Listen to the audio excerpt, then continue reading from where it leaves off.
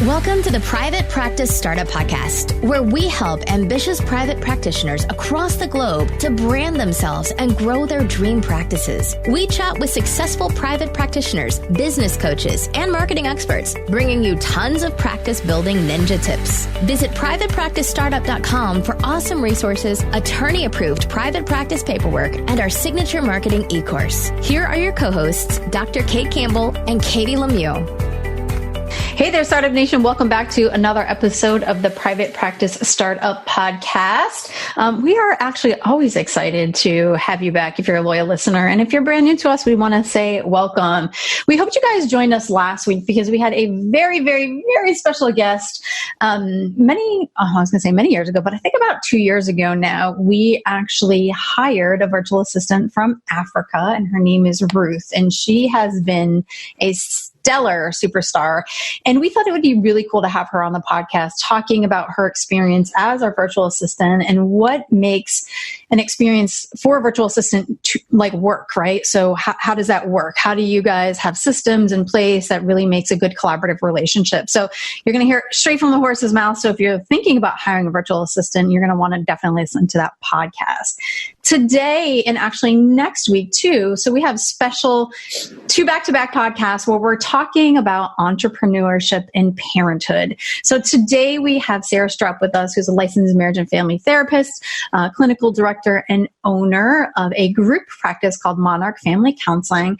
And she's going to be talking with us on how to balance your group practice, entrepreneurship, and motherhood. But before we get started, we do want to say thank you to our loyal listeners. Thanks for coming back. And if you are brand new here, we have a special gift for you. You are our VIP. So head over to privatepracticestartup.com, look for the resources tab, and download your A to Z cheat sheet, the essentials for building and growing your dream practice. This is a private practice roadmap full of resources, ninja tips, all the goodness. And it also comes with 5 days of practice building emails. We really want to support you on your private practice journey. So Sarah, like I said, is licensed marriage and family therapist, registered play therapist, group practice owner, wife, and mom of 2-year-old twins. She's passionate about serving the community she works, lives in. And if they existed, Sarah would be an Olympic gold medalist at napping and wrangling toddlers into pajamas. Welcome, Sarah. That's awesome.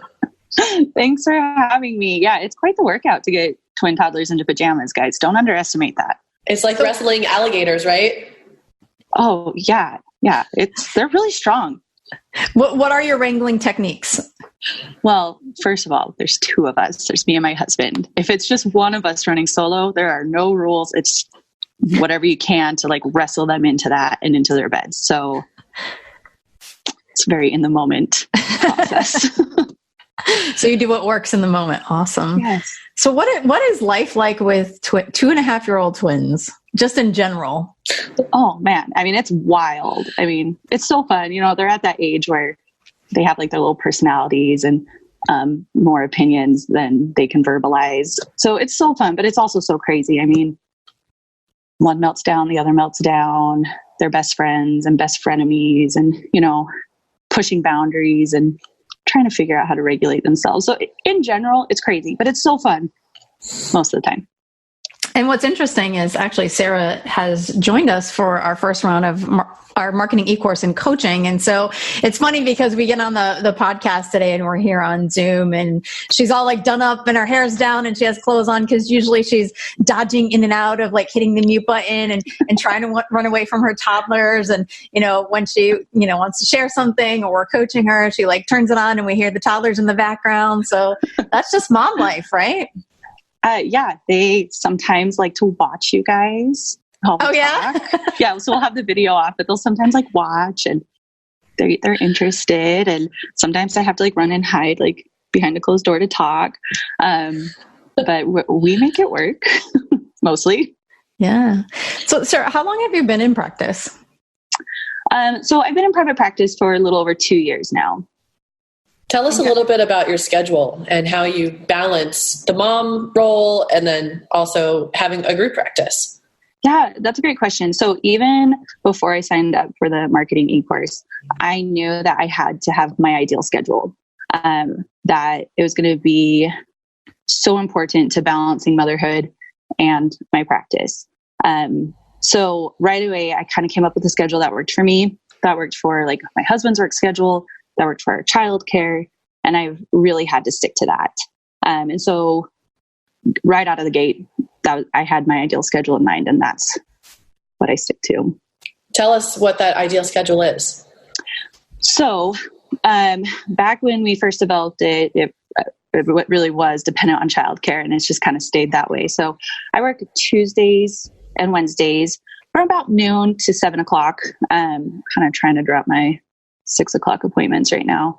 So, and then I come home, I still have the opportunity to eat dinner and then like put my kids to bed on those nights. And that's really important to me. I wanted to be there for the bedtime rituals. And then, I do my admin work the other days of the week. So you would be surprised what I can accomplish in a 2-hour nap time. It's a nap time empire. It is. I know the day they drop their naps, like I was telling my mom yesterday, I don't know what I'm going to do. We'll have to cross that bridge when we get there. But I mean, those are my productive hours. I'm running a group practice in nap time increments. My son is 4.5 and he's still napping, and I'm hanging on to it for dear life because it's what you can get done in that 2.5 hour period is priceless. Oh my gosh. Yes. I would gladly be okay if my kids napped until kindergarten. What's interesting, Sarah, is you said that you started private practice 2 years ago and your twins are 2.5. So you like literally started private practice when they were 6 months old. Wow. Woo. Yeah. Well, what's interesting is, so I had this concept before I got pregnant, and I like had my LLC, I had my website, I was like about to go out. The day before I signed a lease, I found out not only was I pregnant, but I was pregnant with twins. And so I was like, oh, okay, we're pushing pause on this for a second. So I didn't sign the lease. I waited. And then about the time they're about 2-3 months old, I was like, okay, like I got to go back to work. Like I want to go back to work. I'm getting a little stir crazy. Let's do this. And so I've technically been in existence for about 3.5 years, but we pushed pause for a second. So we kind of came back into it. And the beautiful thing is I already had the infrastructure already created before I had gotten pregnant. So I was able to really hit the ground running right out of the gate, which was really nice. That's amazing. I mean, a lot of times, I know that we've struggled in our own ways in private practice trying to figure it out. And it sounds like, did you get some like coaching, or like, how did you know what to do when you talk about your ideal schedule and that stuff we had to learn? Yeah. No, I didn't know.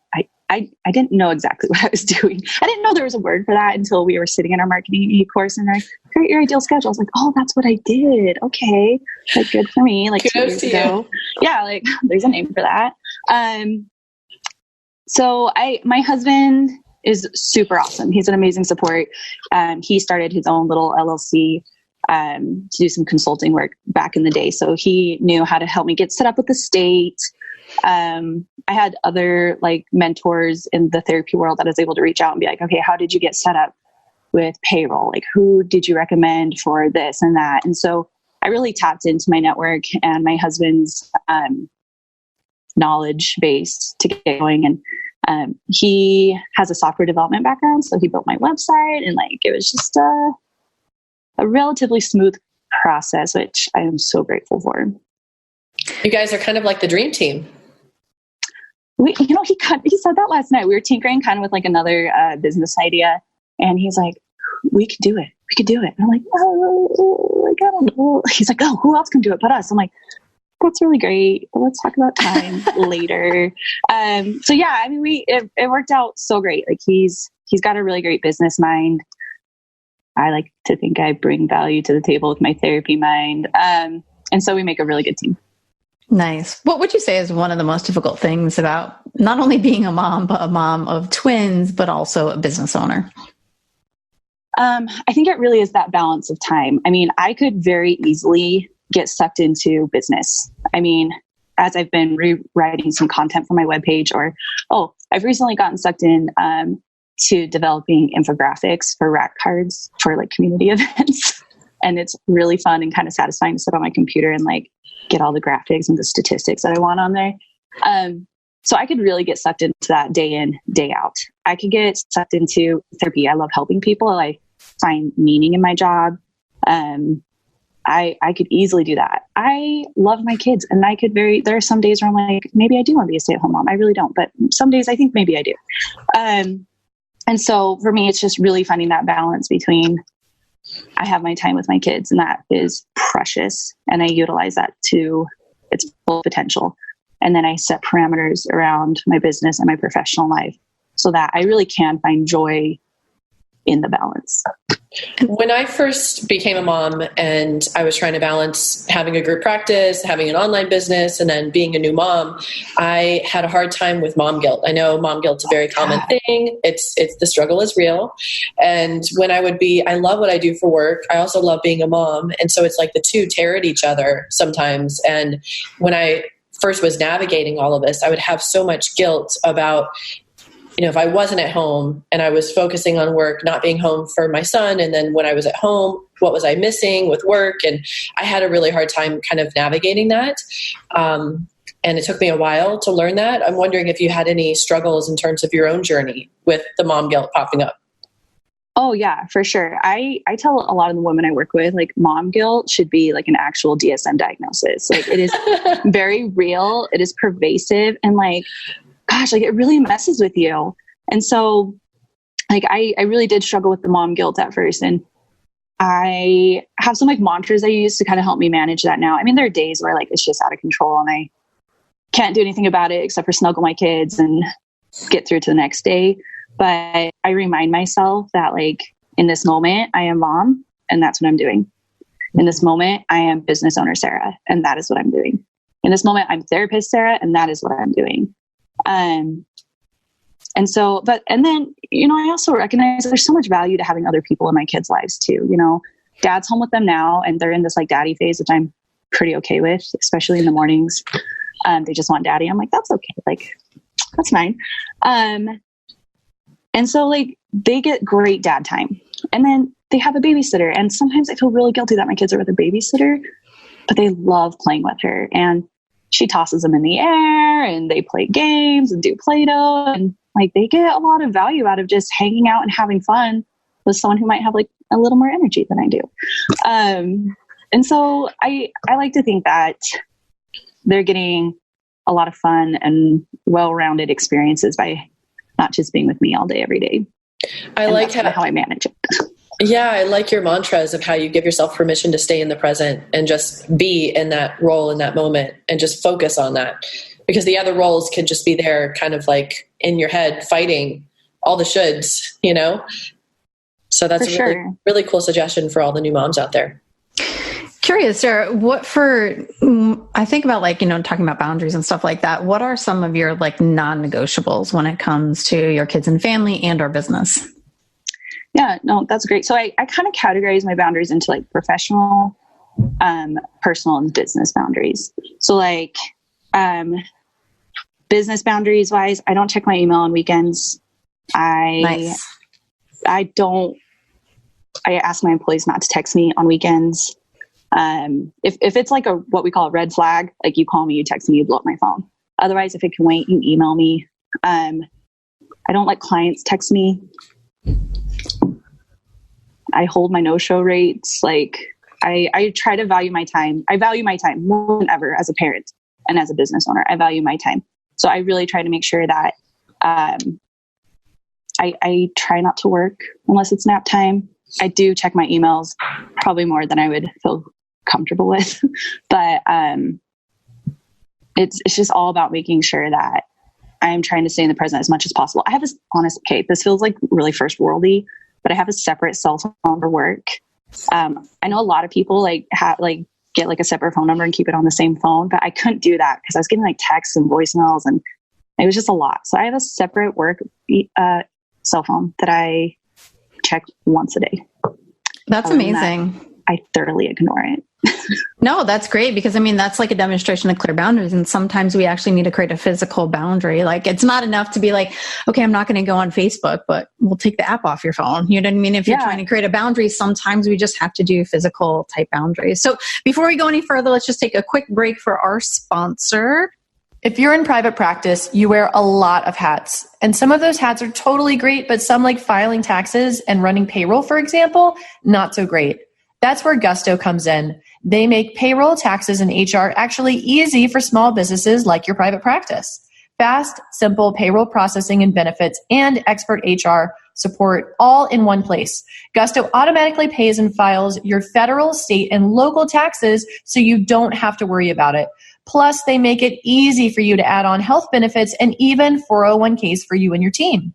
Let them wear one of your many hats. You have so many better things to do with your time. Listeners get 3 months free when they run their first payroll. Try a demo and see for yourself at gusto.com/PPS.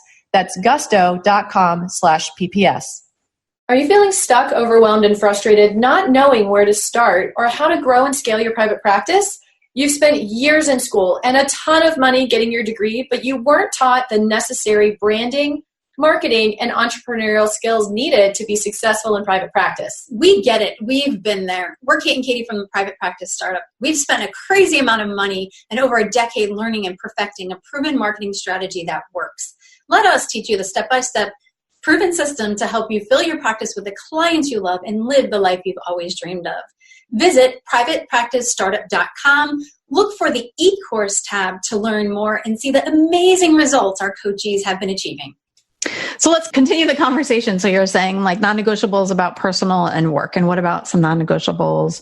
Well, you said work. What about personal and family? So self-care. I mean, we all talk about self-care in grad school and it's like, okay, no, right?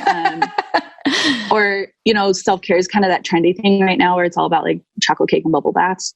But I really make sure I schedule my self-care every evening. Like there's got to be a point where I turn off the computer, I stop designing my beautiful infographic cards, and I decompress. Like I go watch a show, or sometimes I might get caught up on my e-marketing course, or I do something every night. And then on weekends, because I'm able to, I guess, clock out, like I don't check my emails, I don't check my phone, I'm able to really be present. And we go do something fun. Like I know for myself, I get so burned out when I'm not taking care of myself. And when I don't take care of myself, I'm a worse parent, I'm a worse business owner, and I'm not as effective as a therapist. And so I've really come to realize that it's not just self-care. It's not just bubble baths and chocolate cake.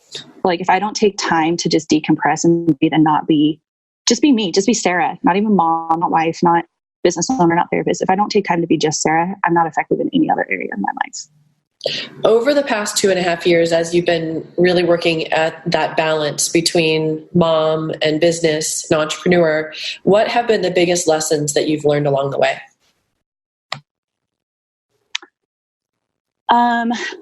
I think probably the biggest thing is that it's okay to hold boundaries. And I think everyone as therapists would be like, oh yeah, I hold boundaries. Like it's hard, you know?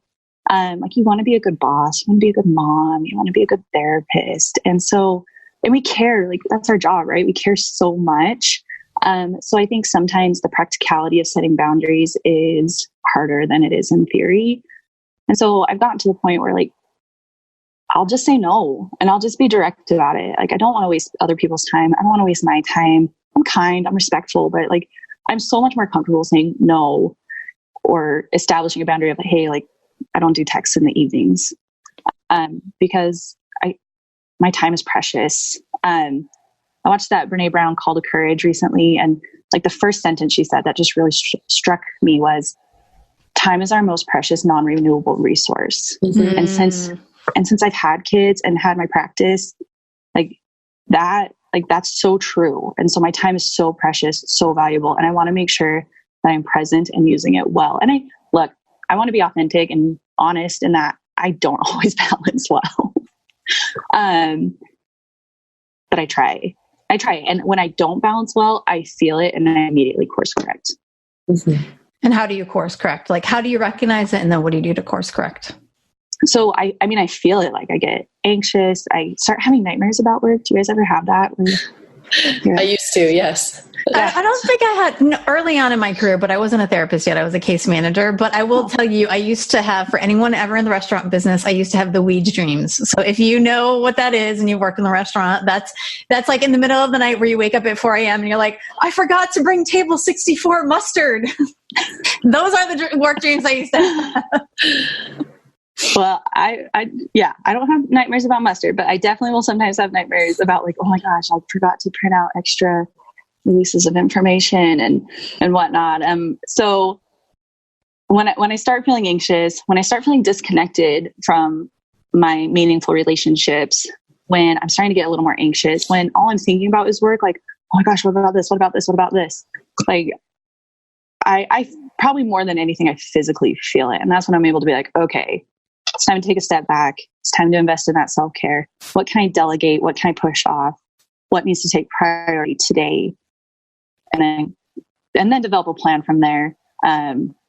What do I need to do over the next few weeks to like get this down to a more manageable level?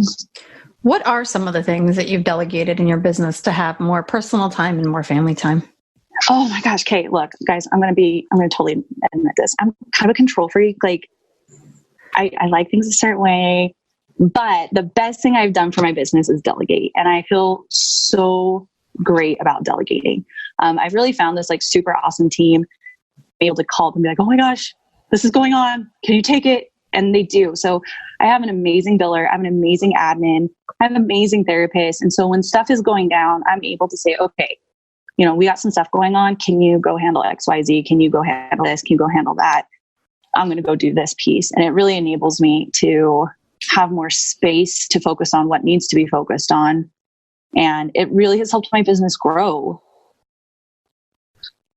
Gotcha. It's interesting. And like, as you're talking about that stuff, I almost think of it's like being a parent, right, and an entrepreneur. It's really like the modern day, it takes a village to raise a child, right? Because your village needs to be your team, right? Not only your spouse, if you have one, or significant other, or family personally, but when you're an entrepreneur, you do need a team because you can't do it all and you shouldn't do it all. And, if you are just starting out, that really outsourcing and thinking about how to outsource and delegate is essential because that's going to help you grow and expand faster and faster.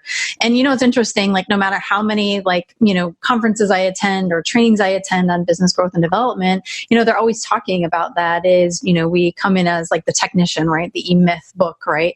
And we do all the things and then we get into the manager and finally the entrepreneur. And the entrepreneur is someone who has systems that works for them so that they can remove themselves from their business. So, if you're in a place where either you're getting ready to have kids and you're an entrepreneur, or maybe you already have kids and you want to go into private practice, or you're already in the middle of all of it and kind of thinking about, how do I make this work for me? I really love like the things that you've talked about, and you've talked about, boundaries and self-care is essential. And so you're referencing some folks of your team, but who else is your tribe and your people that really support you through this? Yeah. I mean, obviously, as I already mentioned, my husband is a huge support, especially where, as therapists, we kind of feel things. So sometimes I like have big feelings about business decisions, and he's like, okay, like, let's think about this a little bit differently. So he's an amazing support. We got this great babysitter who's been with us since I started my practice, 2 years. Wow. She Nice. loves my kids and my kids love her. And, I have great friends who are also therapists who help me talk through stuff. I have great mentors and colleagues. Like I have so many resources, and I just love that I have people in my life who will take the time to either help me find resources or help take things off my plate or help just listen to me when I'm like, oh my gosh, toddlers are crazy.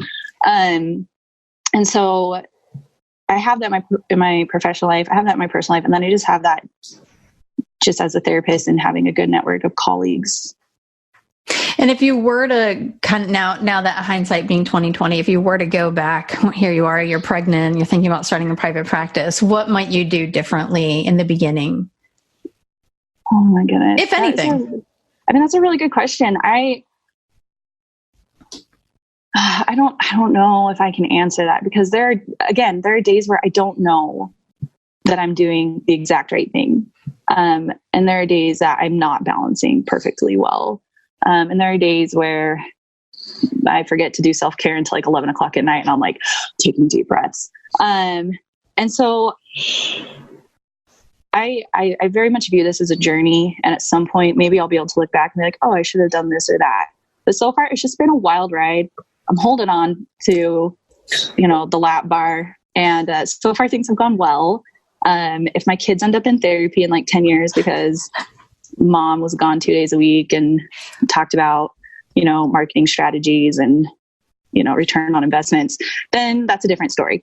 But right now, I'm just holding on. I'm just enjoying the moment. I mean, if that's what they're in therapy for, then they're like, on their way to being an entrepreneur. I think that's a good thing. Or they'll be in therapy because they were mocked on the playground for saying, I feel. I love it. Too funny. I had another question for you and I completely forgot. Oh, one of the questions that I wanted you guys both to answer, because I think a lot of times, parents are thinking this who are also in businesses, if you have a cancellation policy, so say you have like a 24-hour cancellation policy, but you're a parent too, and your kid gets sick or needs you or something like that, and you have to cancel last minute. How do you guys navigate that? So how I navigate it is we kind of have like a system of checks and balances. So first I go to my husband, what can you do to help out here? And sometimes he has a flexible schedule and he can come home and then I don't have to worry about it. Sometimes he doesn't. And then we go to the babysitter. Hey, they're sick. How do you feel about this? Can you handle it? And then if that's not available, then I start begging my mom and my sister and, whoever else might be around, my in-laws, to come help out. And then if we absolutely can't, my daughter was hospitalized about 3-4 weeks ago.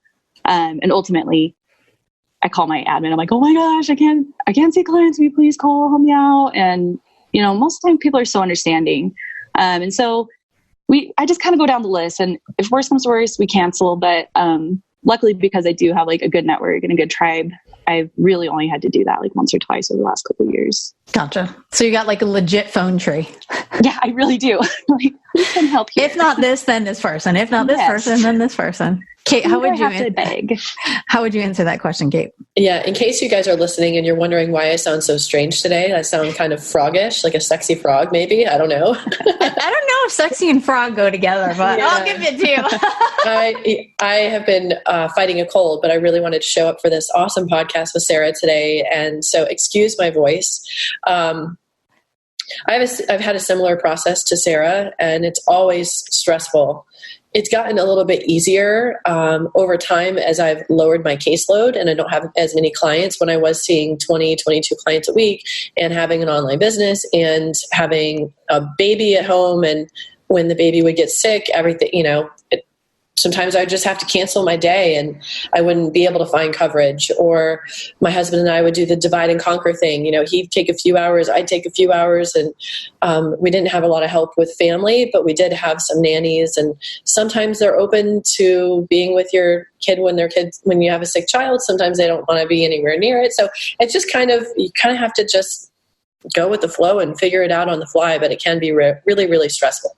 Now that I have more of the online business focus and seeing less clients, it's a lot easier because I can do work from home with him while he's here. He's old enough, he's able to entertain himself and he still is napping. And so it's gotten a little bit easier over time.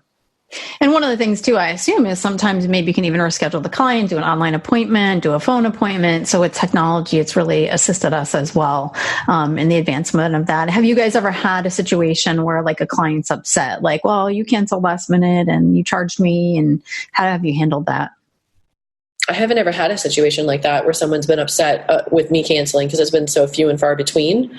And with my own cancellation policy, it's really been a case-by-case situation. I have a very firm cancellation policy, but when it comes to if someone has a really sick kid and they just can't be here, I'm compassionate about that. I have a kid, I understand.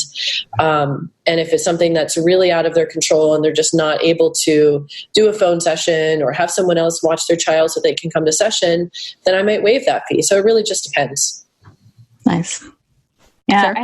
I handle it similarly. I mean, we have a 24-hour cancellation policy that I am pretty passionate about enforcing, but we do what's called like a freebie. So everyone gets a freebie out of the gate.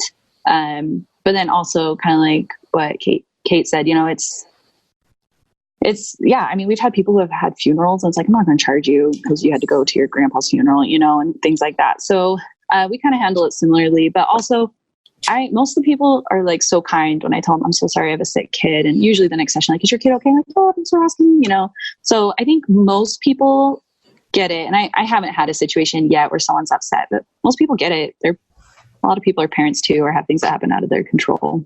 Cool. So what advice would you like to give to our parents who are in private practice? Oh, it feels like heavy.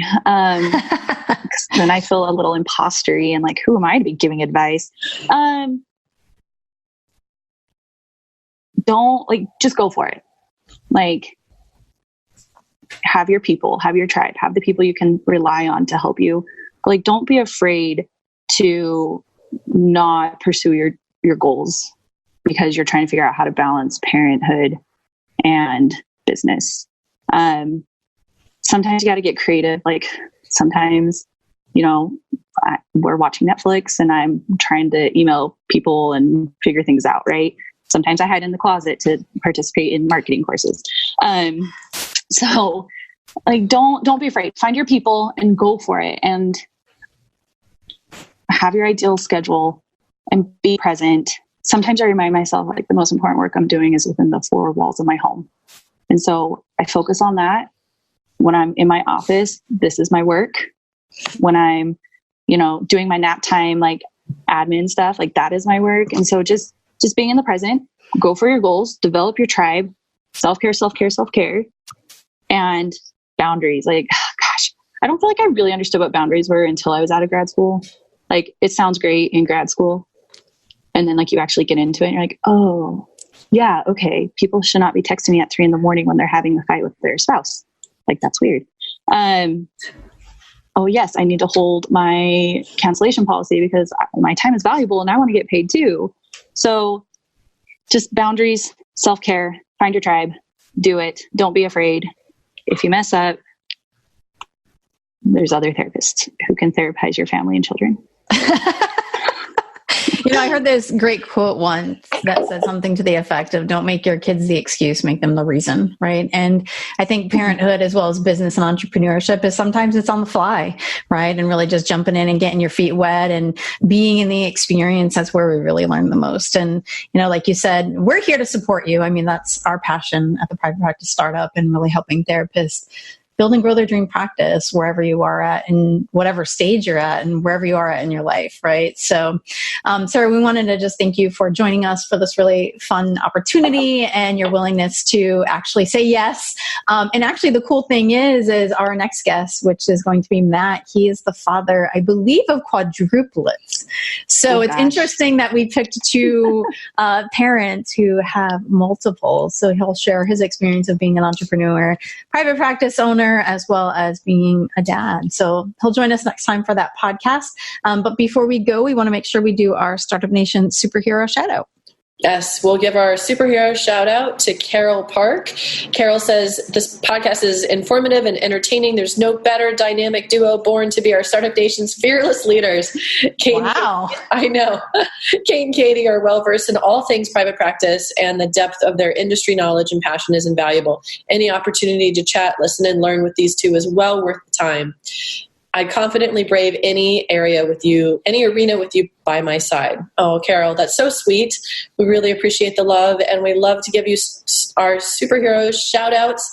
If you guys have any feedback for the podcast, you're enjoying this, give us a shout out. Let us know. Send us an email. Subscribe, rate, and review our show. We really love to hear from you and love to hear that our topics are valuable for you. And if there's something that you haven't heard yet and you want to hear it, let us know that too. So join us in Facebook. Just look for the Private Practice Startup and join the group, and we'll see and hang out with you there. And Startup Nation, thank you for always allowing us to inspire you from startup to mastery. Have an awesome and inspired day. Thanks for joining us on the Private Practice Startup. Visit theprivatepracticestartup.com for awesome resources, free trainings, attorney-approved private practice paperwork, and so much more.